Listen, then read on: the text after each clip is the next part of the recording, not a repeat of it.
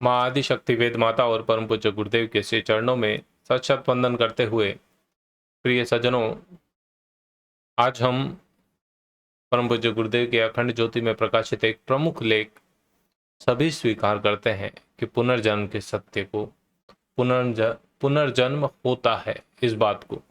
तो इसी लेख को ऑडियो पॉडकास्ट के माध्यम से सुनेंगे कि इसमें हमें क्या मार्गदर्शन मिला।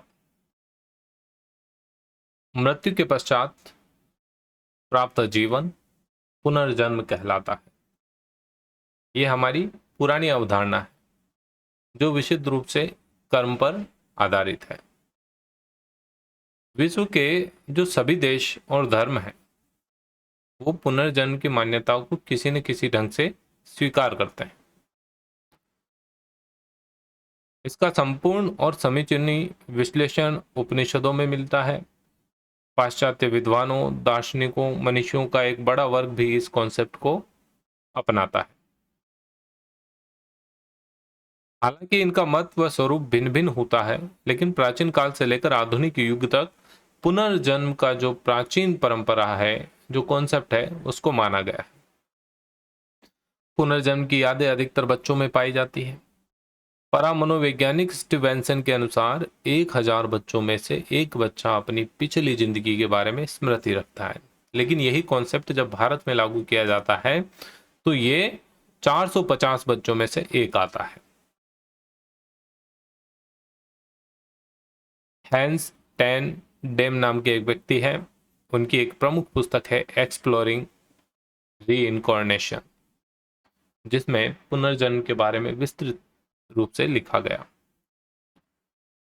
उसमें लिखा गया है कि पुनर्जन्म पर विश्वास रखने वाले 6 क्षेत्रों का निर्धारण किया गया। प्रथम क्षेत्र में दक्षिण अफ्रीका, नाइजीरिया, सेनेगल, गाना, इसके आसपास के देश थे। और इसी क्षेत्र में दक्षिणी पूर्वी तुर्की, लेबनान, उत्तरी इजराइल का भाग भी आता है। विभाजन की तीसरी रेखा भारत सहित दक्षिण पूर्वी एशिया को दर्शाती है, जिसमें Sri Lanka, Burma, Thailand, Nepal, Tibet, Vietnam ऐसे देश थे। चौथा जो क्षेत्र था वो जापान, पांचवा क्षेत्र दक्षिण पूर्व अलास्का और अंतिम क्षेत्र पश्चिमी जगत के यूरोप और अमेरिका को माना गया। मतलब हर जगह से रिसर्च किया गया कि वाकई वहां पर भी पुनर्जन्म का कॉन्सेप्ट है या नहीं है। तो सब जगह लगभग पुनर्जन्म का कॉन्सेप्ट प्रचलित है। मनीषी मार्गरेट मिड ने अनेकों सांस्कृतिक मान्यताओं और परंपराओं का अध्ययन और शोध किया। एस्किमो भी पुनर्जन्म पर विश्वास करते हैं। ये बच्चों को देवी वरदान मानते हुए इनकी बताई बातों पर आस्था जताते हैं। अलास्का के लिंगिट एस्किमो के अनुसार दिवंगत आत्मा अपने माता पिता का चयन स्वयं करती है।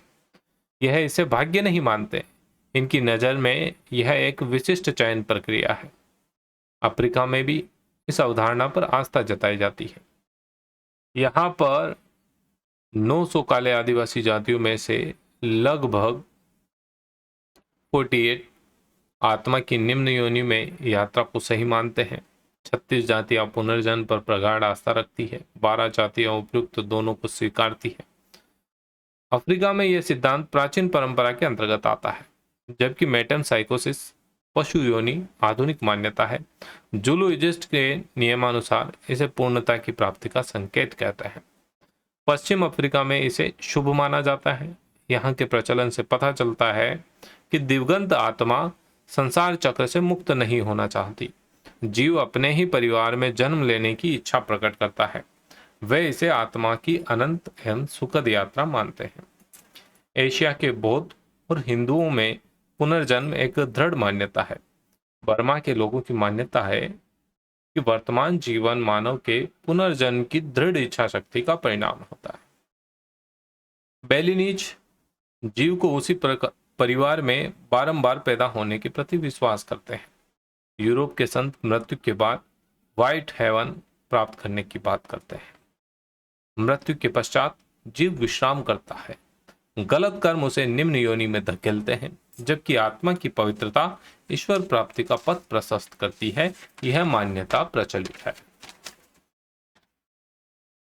अटलांटिक की देन